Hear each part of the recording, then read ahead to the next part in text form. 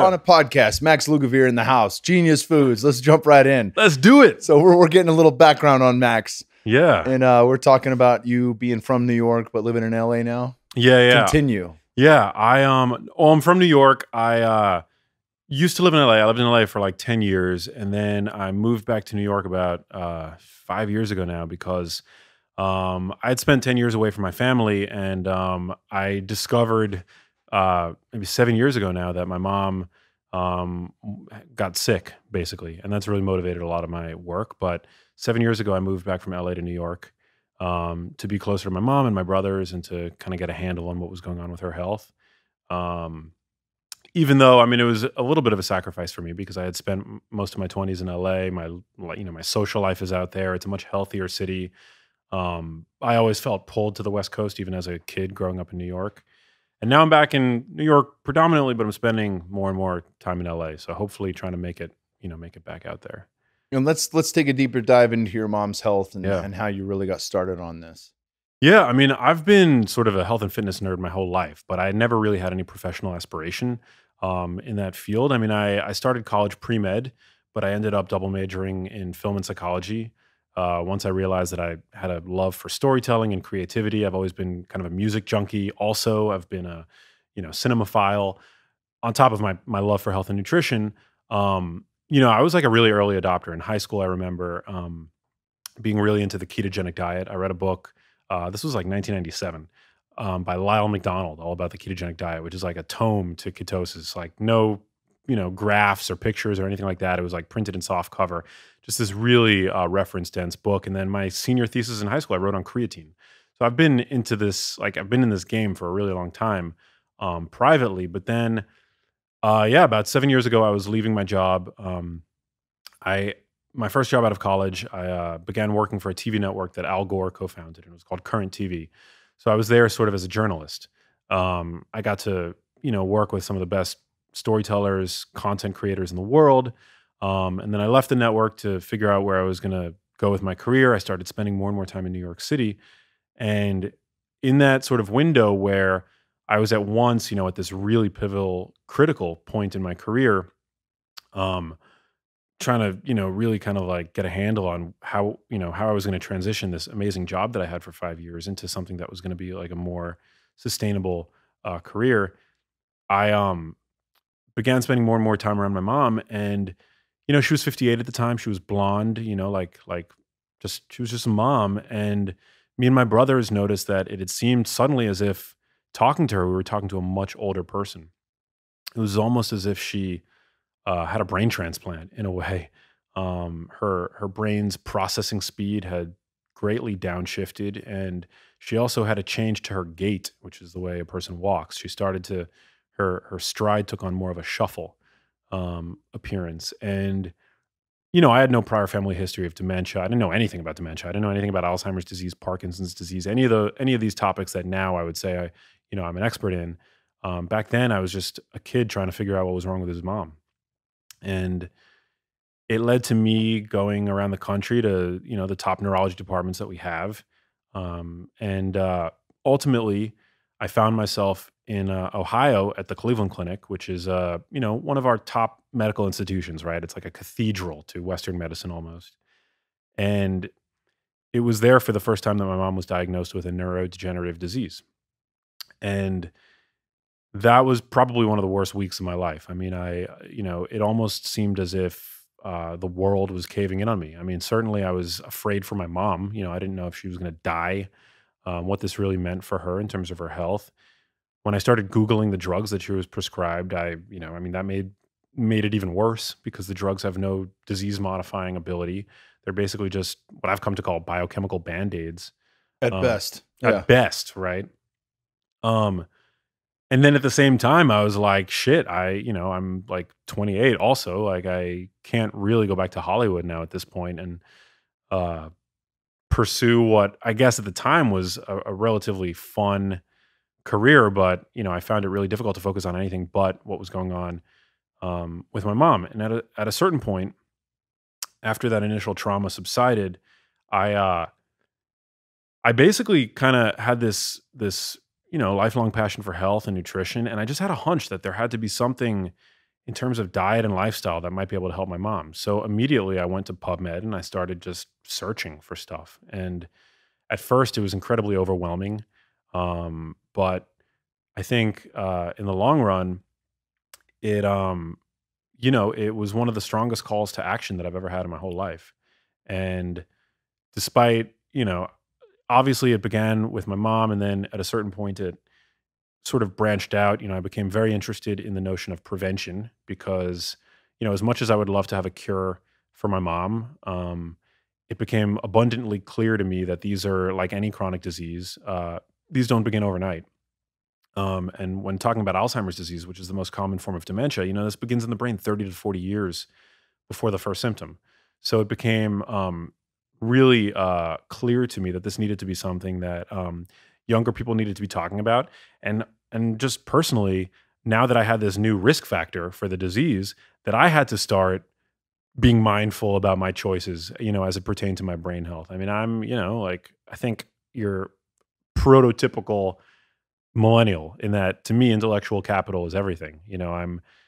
I create music. I'm a creative person. I'm, really interested in the full breadth of, experiencing the full breadth of what life has to offer. And the notion of me one day becoming demented, I mean, is just a nightmare scenario.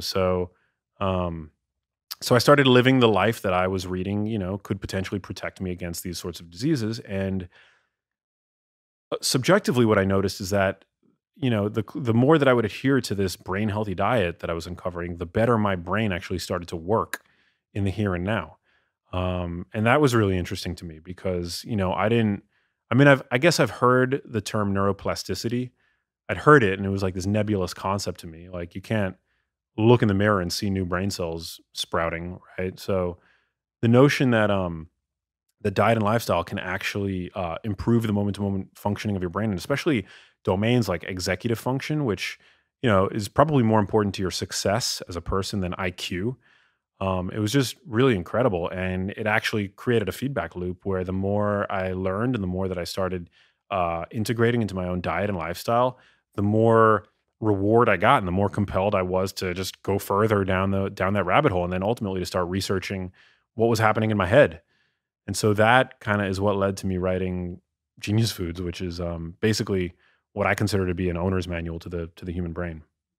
Yeah, So, I've taken a deep dive into it, and there's a lot of books that come out, and they kind of make some good points, and then there's other parts where you're like, meh, yeah, I guess, but I mean, I'm fucking glued to it. It is, and I'm not just pumping you up. Like, I promise you, if you're listening to this, you will not be disappointed. It is an absolutely excellent book. The way you tie it together and the fact that you're not dogmatic about the ketogenic diet, which I'm a huge fan of. I mean, yeah. when you talk about your own executive function, your own cognitive capabilities, there has been no dietary intervention I've ever done that turned my brain on, like truly being in nutritional ketosis. And so that's for certain one pathway, but also figuring out like when's the right time to have carbs because Yeah. you're human. You're gonna Yeah. eat carbs again, and what's the right carbs? What are the best practices for that? Like everything you outline in the book, including the breakdown of the superfoods, which is really incredible because there's so much that I didn't know, even about olive oil and some of these things that I was like, oh shit, we went out to New York with product development to look at some products in New Jersey. And my buddy had lived there for 10 years in Soho and Little Italy and different places. And he's like, I want to take you to Little Italy. Let's go get some food. And I looked at their olive oil and it was that dark green and it had that spicy flavor. And I was like, this is the shit he's talking about. This is the good olive I oil. love that. This is the whole gamut right here. And it's cool because for me, like being deep into nutrition and supplements and figuring these things out for myself, a lot of similarities in our paths. My great grandmother died of Alzheimer's disease. And I remember when I was 7 years old, she said, hey, it's Larry, come here. And I gave her a kiss and I was like, I'm Kyle. And I looked at my parents like, why is she calling me Larry? And she said, Larry's her son. You look like him when he was a boy. And I was like, that just fucked my head up. I was 7 years old. Like, how could she think I'm her son, who's my great uncle, like way older than me, Yeah. And Parkinson's ran on that side of the family as well. They talk about being a prisoner in your own body, like Hmm. literally not being able to stop shaking. You have no control over anything. Like you're just locked inside the cage of this meat wagon Ugh. with zero control. It's like, well, both of those options sound pretty fucked, you Yeah. know? And, I think what started it for me was diving into Dr. David Perlmutter's work, where they really first started calling these diseases type 3 diabetes. And it just so happens on my mom's side of the family, there's a lot of type 2 diabetics. So Mm. I don't do well with carbohydrates on either side of the family.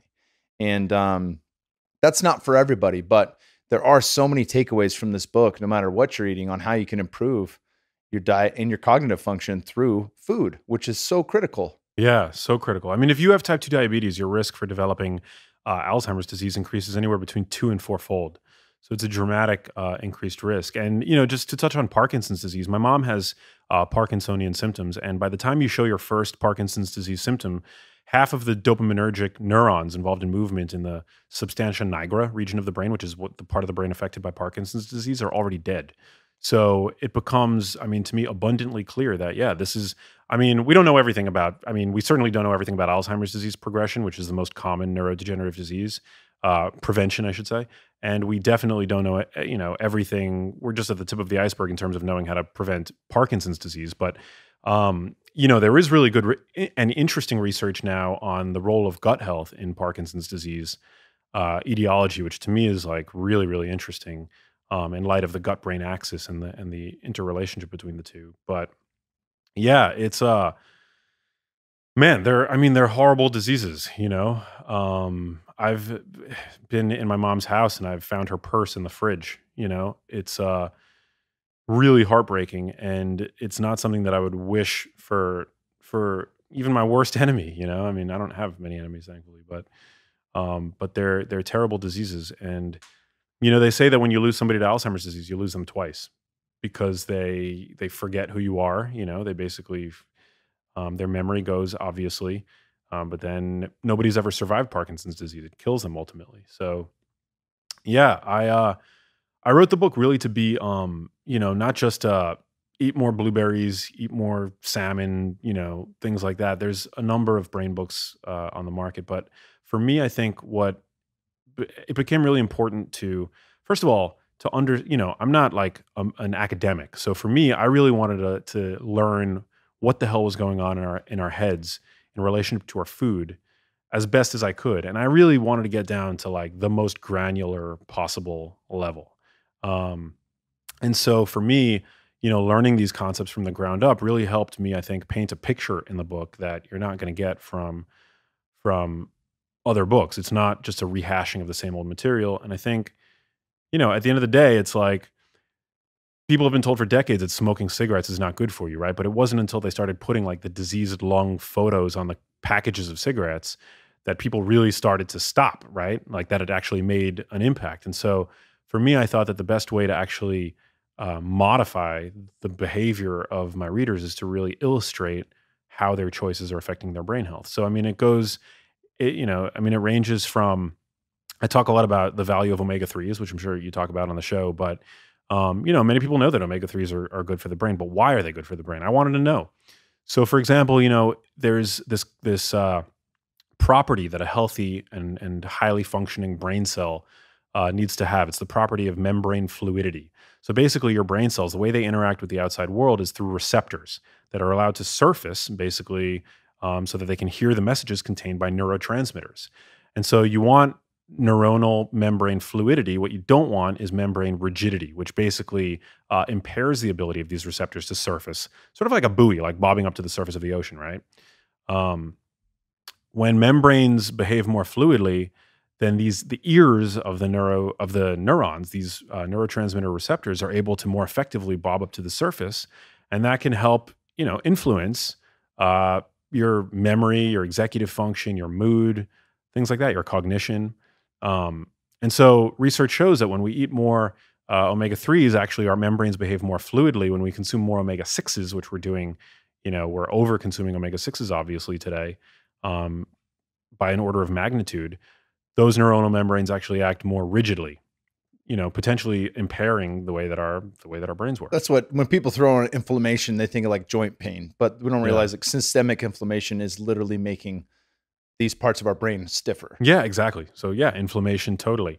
Oxidative stress, things like that. I mean, trans fats. Think about trans fats. Trans fats actually make your brain cell membranes like when a corpse stiffens, like rigor mortis, they're like the worst things for our brain cell membranes. And actually, one of the main reasons why I think trans fat consumption has been associated with reduced memory function in young healthy people. So I mean, it's those kinds of things that I think today, particularly when we're seeing an ever increasing diagnosis of ADD and ADHD, that knowing how to best support healthy neurotransmitter function becomes super important. Um, and I actually struggled all throughout my schooling with impaired attentional control, focus, distraction, things like that.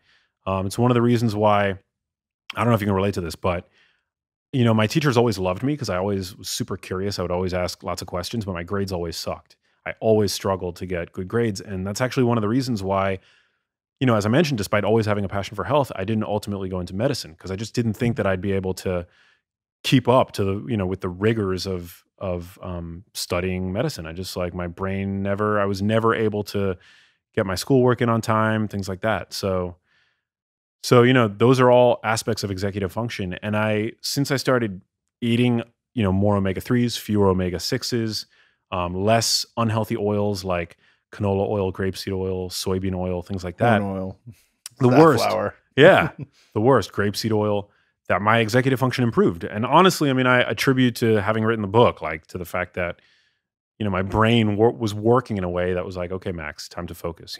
Yeah, when you're talking about having pasta and things like that for Yeah. dinner, I was like, that's me. And I'm gluten intolerant, Wow. so it's funny to look back on that similar story in school. Did pretty well on tests, so I could get away with a lot. My teachers didn't like me because I was kind of a class clown and an asshole.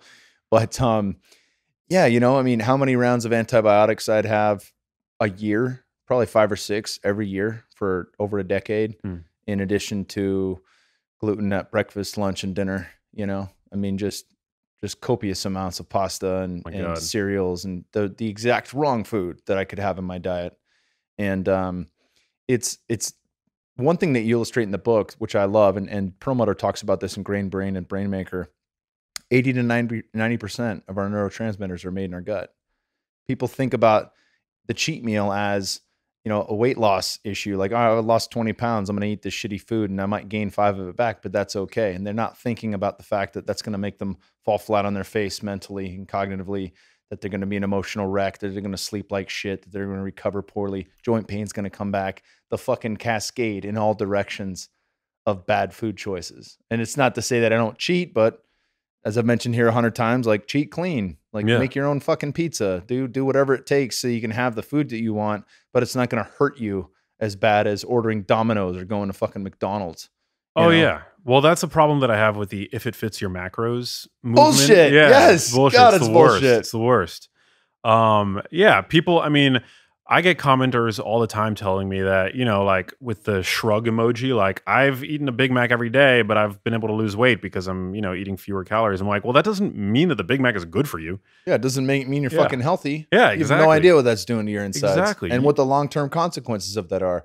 Exactly. Every time you're ordering the French fries, spiking insulin, you're also getting in the trans fats. Like, Yes. talk to me in 20 years, pal. Absolutely. Yeah. You can look great in a bathing suit and still be hyperinsulinemic. You can be metabolically obese on the inside. I mean, that's an actual medical term, normal weight metabolically obese. Just because you're thin, you might have abs. Like, that does not mean that you're healthy I'm internally. gonna start throwing that at people as a slight jab. Yeah. Like instead of skinny fat, throw me that term one more time. Your normal weight metabolically obese. Yeah, that's the new shit. It's the new shit. That's the new shit. I'll be tossing that out at PaleoFX this weekend. Do it. Bro, you're looking pretty normal weight metabolically obese by eating that. Yeah. Thankfully, they're serving churro. nothing but the best bone broths and fucking keto shakes and excited. seaweed snacks and jerkies, grass fed everything. So I'm excited. I mean, just touching on insulin, it's important to know that hyperinsulinemia can precede chronically elevated blood sugar by a decade. So you can have chronically elevated insulin, which is the body's chief growth hormone, in your body, elevated by for a decade before you become insulin resistant to the point where your blood sugar begins to be measurably higher chronically. which is obviously what type 2 diabetes is, and even pre-diabetes. And 40% of Alzheimer's cases might be owed to chronically elevated insulin. So when I'm making, my choices at every meal, I'm trying to keep tight reins on my body's production of insulin. And even in my cheat meals, I'm trying to have a cheat meal, maybe after a workout. After a workout, you've got the benefit of what's called insulin independent glucose uptake. So just having a workout, causes your muscles to become like a sponge for glucose. I talk about this in the book. Like, I don't think that carbs are bad. Insulin is certainly not a bad hormone. If it was a bad hormone, it wouldn't be the most or one of the most conserved hormones in the animal kingdom, right? It's something that basically we wouldn't be here without insulin. It's the body's chief fat storage hormone. Um, but today we're more sedentary than ever before. We're eating about 300 grams of carbohydrates every single day, most At of us least. on average. At Yeah, least. at least. And so, after a workout, like have your carbs. For example, I love to do I have like a fairly traditional like split in the gym. I love to lift weights, but my brother does jujitsu. And we talk about like carb tolerances and things like that. If you're doing like super high intensity exercise regularly, it might benefit you to have a little bit more carbohydrates. Yeah, and that's something certainly I've noticed. I didn't get into the ketogenic diet until I retired from fighting. I don't think fighters should do that unless it's in between fight camps. But thanks to guys like Louis Villasenor, the Keto Gains guy, with different ways to titrate carbohydrates with timing, targeted keto, where you might have some fermented beet extract and things like that along intra workout. I think that can be managed so you can still get the glycolytic benefits. That's if you're really trying to keep a tight rein on ketone production. But if you're just everyday people trying to lose weight and get the best, maximize gains, that's something that Ben Greenfield's been big on, carbohydrate backloading. We obviously talk about that in Own the Day, Own Your Life, Aubrey Marcus's new book. And yeah, you have a huge desire. The muscles are screaming for glycogen. The liver wants it so it can dole out whatever glucose needs to go to the brain at night while you sleep and recover. The fact that you set the tone for that, at the very least, those carbohydrates are going to go where you want them to and not turn into fat on your body. Yeah. Let alone create inflammation and other issues. Yeah, exactly. Because you got that insulin independent. So like even if you are in ketosis and you're fat adapted, having carbohydrates in that, say you're talking about 100 grams of carbohydrates, having 100 grams of carbohydrates after a workout is your pancreas is going to secrete less insulin in that post-workout window because your muscles literally pull sugar from the blood. Whereas, because the thing is, the body is really good. The body can only look backwards, right? The body has no idea what you're going to do. So after a workout, your body knows that you just, used all of the sugar stored in your muscles because you had that high intensity workout. So you hit that glycogen threshold or that glycolysis, threshold where you're burning through the stored sugar. And then it's going to shuttle that glucose back into the muscle where it can hang out and wait until your next workout. If you're just eating those carbs sitting at your desk, your body has no idea that you're going to work out after work, so it becomes completely pointless. Like that sugar is going to go probably to one place, your waistline, whereas after a workout, your body knows that you just had that exercise, you've got that, and even a little bit of insulin in the post-workout window, it's an anabolic stimulus, right? It's going to help you grow mass. Yeah, bodybuilders are huge into that. Get it in the 30 to 60 minute anabolic window. But they're doing stuff. I remember this with creatine back in the day, and I'm sure you remember like the 75 grams of dextrose with your 10 grams of creatine, on purpose to spike insulin, to drive up uptake of the creatine and other nutrients. And that's fine. If your goal is mass, but I think most of the people listening to this podcast are not trying to be professional bodybuilders. Yeah. And just to put on 5 pounds of muscle, that shouldn't be the fucking goal either. Like you can get that just from putting in good work and timing things correctly. And then as you gain muscle, you're leaning out at the same time. There's no reason you can't do that. You don't have to have, unless you're Ronnie Coleman, you shouldn't have a 12-week mass cycle of eating everything in the kitchen sink and then 12 weeks of cutting where you're eating asparagus and chicken breast every night. Bodybuilders are like, I think the ultimate biohackers, although they're not necessarily healthy, but they're so in tune. They're extremists. Yeah.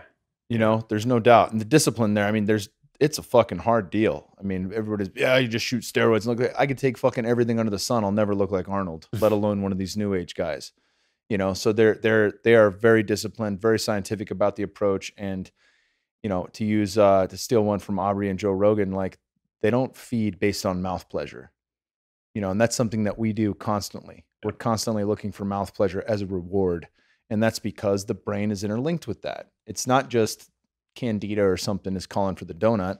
Like either it's through some type of reward system from when we grew up, mommy and daddy got in an argument, we go get a McDonald's ice cream cone, all is better. Or if it's not ingrained in us that way, it's just something we know.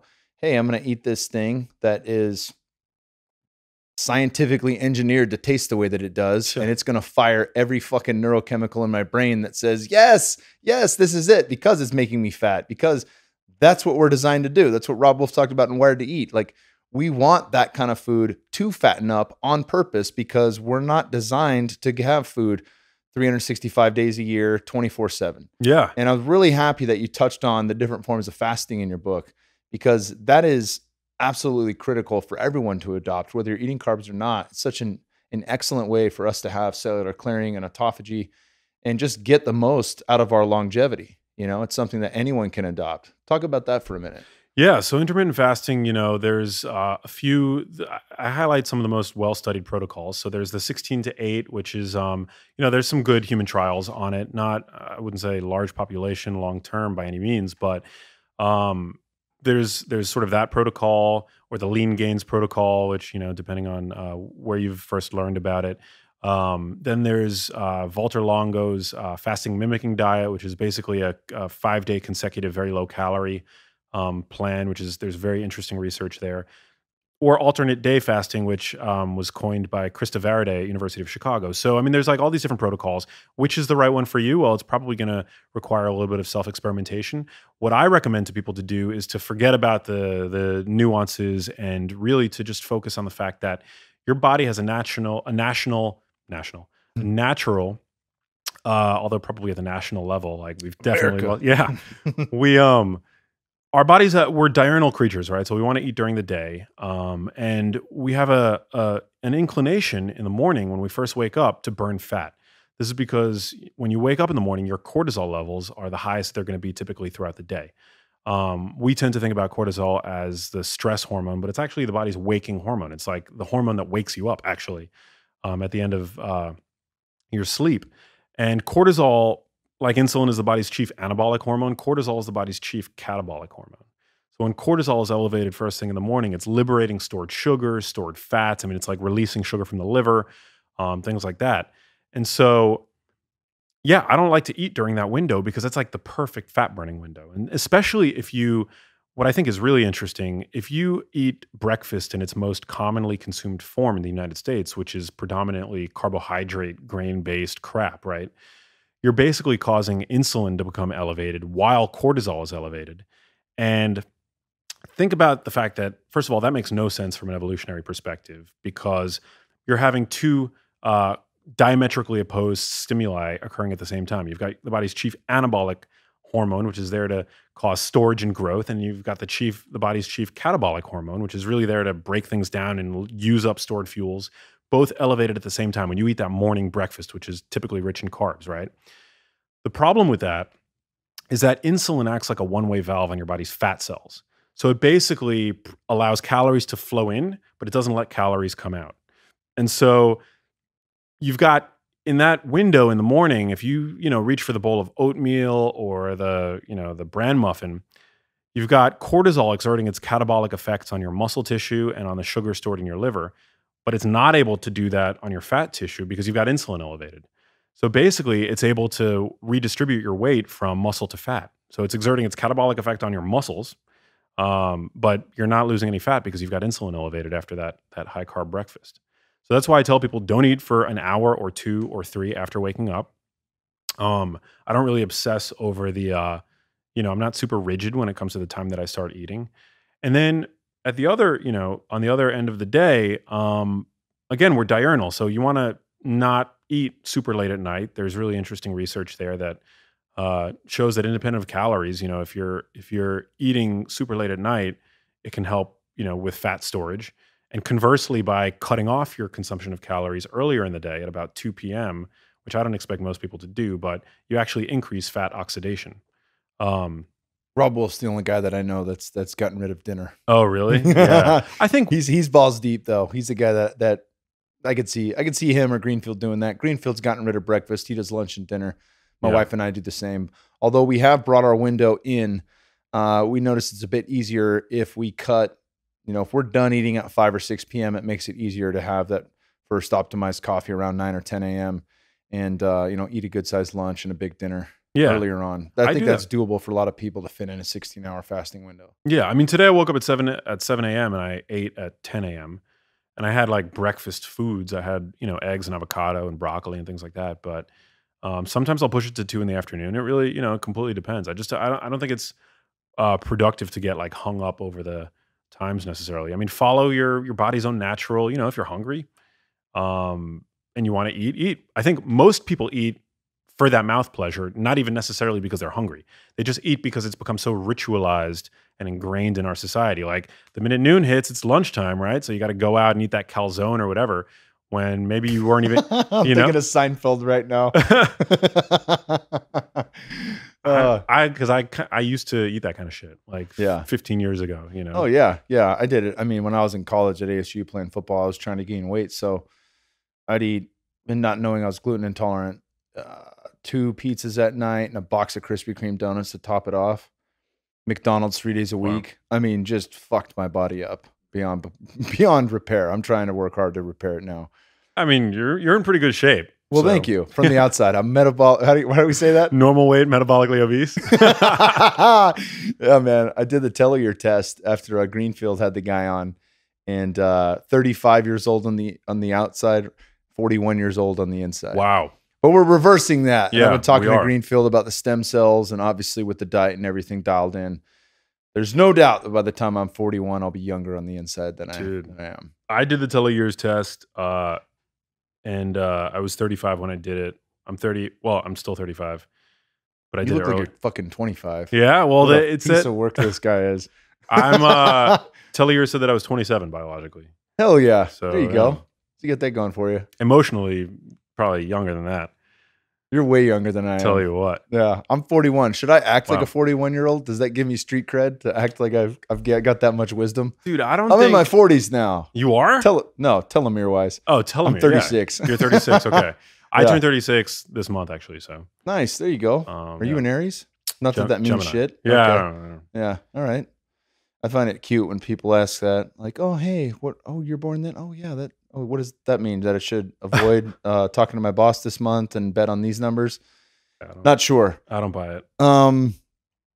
Shit. Yeah. Who was the guy that did that? Was that Dr. Sachin Panda that was talking about that with cutting yourself off before the sun goes down? Sachin Panda, I don't know if he does a lot of animal research. I'm not sure exactly if he was behind the human study. Okay. But yeah, he's definitely a major researcher in the chronobiology space. I think it's going to be an increasingly important topic as we learn more about it. Yeah, I think that's a big one, and certainly the thing too, like that people are so averse to fat, and it's what makes us full. Yeah. It's really, it's like even when I'm not in ketosis, just adding more good fats like avocado and egg yolk and coconut oil and butter and all these things to the diet. That's the only time that I'll stop eating. That's the only time where I'll have a plate of food and I'll stop short and box the rest. Whereas if it's a pretty carb heavy meal, I'm finishing that food. Yeah. Even if I'm fucking stuffed, it's still going to go all the way down. There's no question. I can't pump the brakes. Right. But with fat, you can pump the brakes. Yeah. And it gives you power. It's like one of the first things people talk about when they go low carb, high fat, or they even just start adding more good fats to their diet is like they have a little bit of power. They don't need snacks every 2 hours. They're not a slave to food. Yeah. Where you really just feel called to eat every 2 to 3 hours and you're hangry if you don't. Yeah. There's also, there's good evidence to say, to show that protein actually is probably the most satiating macronutrient. There's this really interesting hypothesis called the protein leverage hypothesis, which basically stipulates that we eat in order to meet our protein requirements. Because protein, really, the body's made of protein, right? So it's an incredibly important macronutrient. It's probably the hardest to get for the majority of our time as hunter gatherers, and so yeah, I think that it's pretty difficult to overconsume protein. You just at a certain point you don't want to eat anymore. That's why people that are concerned about eating too much protein, I think, it's really as long as you're eating good quality protein dense foods, like, which is why I'm an omnivore. I'm not a vegetarian. I think it's like really easy to fill yourself up when you're eating things like steak, chicken, stuff like that. Um, I mean, if I'm at a steakhouse, I'm leaving that restaurant stuffed. If I'm eating at a place that's more, I don't know, Thai restaurant. less protein focused, yeah, like a Thai Yeah. restaurant, like you end up being hungry an hour later. Yeah. So protein is, I think, really important. It provides the building blocks for our body's neurotransmitters. Protein, I mean, we're made of protein essentially, and especially if you're doing high intensity exercise, lifting weights, resistance training, things like that, like you need that protein. One of the things that pairs with protein that's excellent is cholesterol. Break Mm. that down for people because that's something that another one like fat that people have been averse to in the past, thanks to Yeah. Ansel Keys and different turd sandwiches that have come along and shifted the way Oh we my eat throughout god. society. Yeah, cholesterol. Oh my god, it's. I mean, without cholesterol, we die, right? So it's kind of ridiculous that it's been so demonized over the past couple of decades. For the vast majority of people, we now know that eating cholesterol has no bearing on cholesterol circulating in your body. I mean, there's always exceptions in biology. There are people that are hyperabsorbers. Those that have what's called familial hypercholesterolemia. They might hyperabsorb cholesterol from the gut. So I try to really make the effort to not claim that there's a one size or imply that there's a one size fits all diet because everybody's different. We all have different genders, fitness levels, things like that, genetic backgrounds. Um, but yeah, cholesterol is an incredibly important nutrient in the body and in the brain. Every cell in your body requires cholesterol to function properly. In the brain, it might actually be an antioxidant. Um, does that mean that we need to chase cholesterol as a nutrient? No, because actually your liver creates about 4 egg yolks worth of cholesterol daily. And in the brain, your brain synthesizes its own cholesterol as well. It's called de novo cholesterol synthesis. So I think what's more important, what I talk about in the book, is keeping your body's cholesterol system healthy. I think that's the real, I think, relationship between cholesterol and disease, because there's a relationship certainly between cholesterol and disease. It's not a causal one, but our bodies, our livers produce lipoproteins, these LDL particles and HDL particles. But if you allow an LDL particle to sit in circulation for too long, it goes from being large and fluffy to small and dense. And this small and dense LDL pattern is associated with disease. And so in the book, I talk about how to basically prevent that transformation.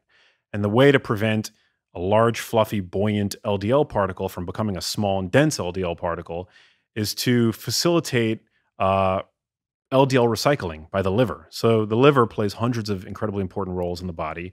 LDL recycling is one of those roles. It's got LDL receptors on its surface that basically, before too long, are there to basically pluck an LDL particle out of circulation, where it can then be turned to bile, passed, what have you. The problem is when we overload the liver with eating too many refined carbohydrates, excessive saturated fat, things like that, and especially when those two are combined, which typifies, your typical processed food, the liver becomes less effective at recycling cholesterol. And so that's one of the proposed mechanisms by which these particles can shrink and thus become more dangerous to you. So I talk all about this in the book. And again, everybody's different, but especially for people that are um, have genetic risk for Alzheimer's disease, one of the proposed mechanisms by which the ApoE4 allele, which is the most well-defined Alzheimer's risk gene, imposes increased risk both for Alzheimer's disease and cardiovascular disease, it affects the way the liver recycles cholesterol. So for them, and I think people in general, like I'm not a person in the low carb community that advocates for eating excessive saturated fat. There's no evidence really to warrant that as a recommendation, certainly. And one of the mechanisms by which saturated fat does raise cholesterol, it raises LDL and HDL. So, I mean, that's not necessarily a bad thing, but it basically reduces the amount of LDL receptors on the liver. So, we want our livers to be as efficient as possible. Um, our livers perform hundreds of roles in the body. They store sugar, obviously, in the form of glycogen. They recycle cholesterol. They create these LDL particles.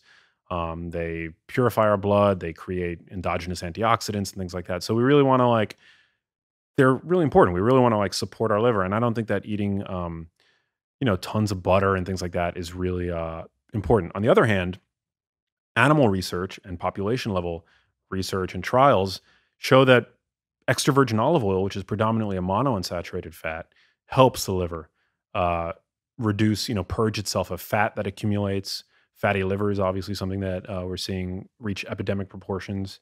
I'll toss that in there too. I'll say you got a fatty liver, bro. Yeah, you got a fatty liver, bro. Your liver's looking real fat. That's not a good thing. And so, yeah, it seems that extra virgin olive oil really has a fatty acid ratio that really seems to help the liver become more efficient. So talk a bit about that. Talk a bit about, because that was really interesting to me. Talk a bit about what differentiates. People just go to the store and they're like, oh, it's organic olive oil. I'll get that one. Like break down what really good olive oil looks like and what it does for you. Well, I think that organic is probably the best. Organic, when it comes to vegetables, there have been studies in the past that have compared conventionally grown produce to organic, and they look at the amount of vitamins in the produce, and they're like, oh, they're fairly comparable. There's no difference between organic and conventional. But actually, it's now understood that some of the most valuable nutrients, or compounds rather, in these plants are not necessarily the vitamins and the essential nutrients, but polyphenols, which actually are able to explain, I think, the antioxidant value of these vegetables far more sort of completely than just the vitamins that they have. These polyphenols actually stoke our body's own detox pathways, and they're produced as a defense compound in the plant.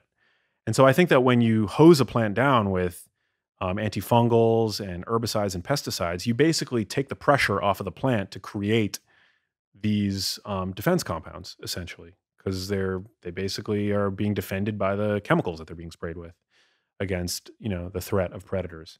So extra virgin olive oil, it's so good for us in part because it's got tons of phenolic compounds that are anti-inflammatory, that have been shown to encourage autophagy, things like that.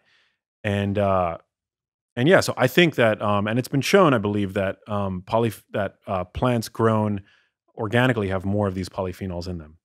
And you don't have to deal with glyphosate then and other shit obviously, that's fucking horrendous to the body and the microbiome. Yeah, I mean, I try to stay as close to the evidence as I can, but I think when it comes to these kinds of things like pesticides, we don't know the long-term impact of pesticides on humans, right? But what I argue is that, these are chemicals and compounds that are so tied to commerce, right? That we're never going to have the kinds of answers that we want. So I think it's important for people to really kind of look out for themselves and stack the odds in their own favor. Because the food industry doesn't give a shit about your health. Well, there's hundreds of millions of dollars on the line. Yeah, exactly. For them to look good, for them to look like it doesn't hurt you. Exactly. I mean, how 100%. aspartame is fucking allowed into our food supply is beyond me. It's not allowed in Europe. It's not allowed in a lot of countries, Exactly. but it's fucking in our chewing gum. It's in all sorts of shit. I mean, it's everywhere, and it wreaks havoc on the gut. Totally.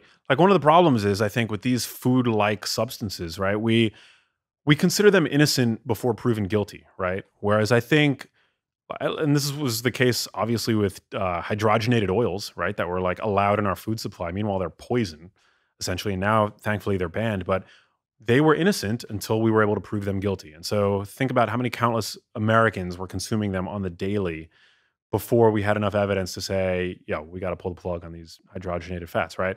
I think we need to consider modern foods and food constructs as guilty, needing to be proven innocent, why are we so willing to give Monsanto and these huge companies the benefit of the doubt? Money. It's all money. Yeah, that's not a conspiracy theory. Yeah, these are billion and billion dollar corporations that literally lobby Congress to get shit passed through. And people in Congress stand to make money from them having their shit in our food supply. Exactly. Meanwhile, we're try intermittent fasting, try skipping breakfast. And people are they're raising a skeptical eye, right? Yeah. As if we evolved with breakfast for the vast majority of our, but when it comes to things like pesticides, we're oh, wait a minute. No, there's we need the evidence. We can beat nature. Here's how we're going to do it. Dude. Yeah.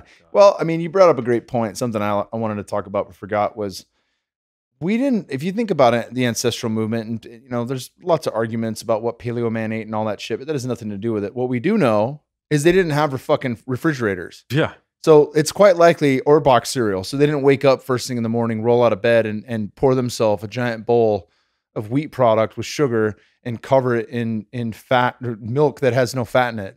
Like that was for certain that no culture did that. Yeah. And now that's something we do, So really, if we try to map, you look at things like 10,000 steps, like why is that important? Well, we walked around more, we moved constantly, and then we took rest. We had siesta, we had times of a midday break, and nobody's getting that now in the modern world either. So, I mean, there's so many things that we can take and try to piece together. We're really, as the movement passes, and I'm thinking of this because I'm going to Paleo FX, you're going to be there. How do we reconstruct what we're fucking missing?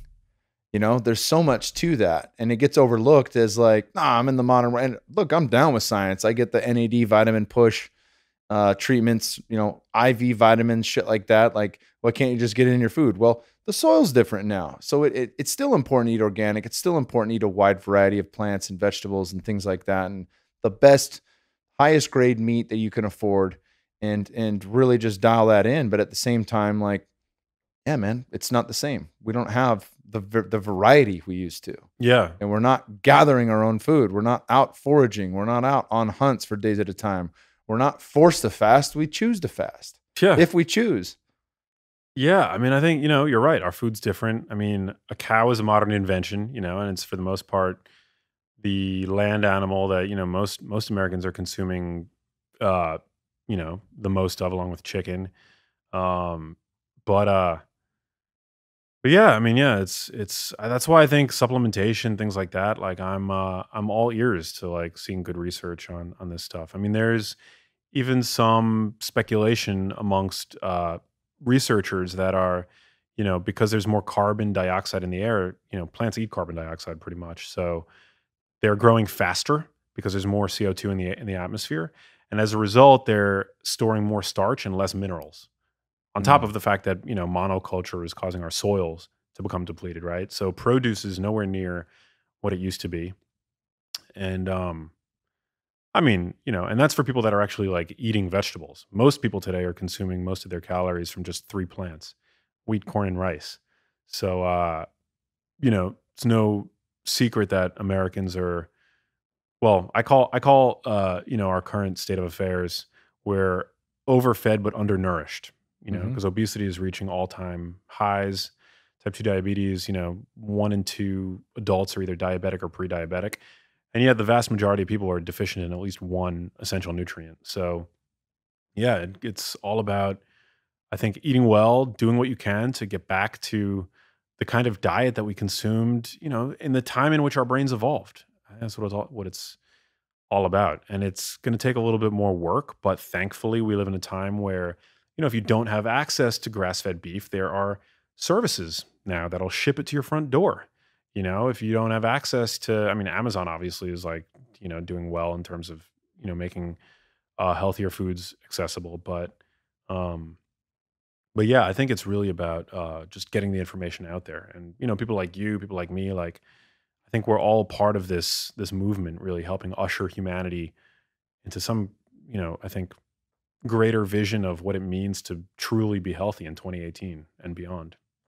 So Hell yeah, brother. yeah. It's been, we can cut it there, man. We hit our hour. You've been fucking excellent. Where can people find you on social media and online? With Genius Foods is available on Amazon and every major retail book center, correct? Yeah, definitely pick up Genius Foods wherever you buy books. It's available. And find me on social media. I'm pretty big on Instagram. I'm super active there. I'm on Twitter. I'm on Facebook. And then people can go to my website, maxlugavere.com, join my mailing list. But yeah, I'm super accessible and available. So come say hi.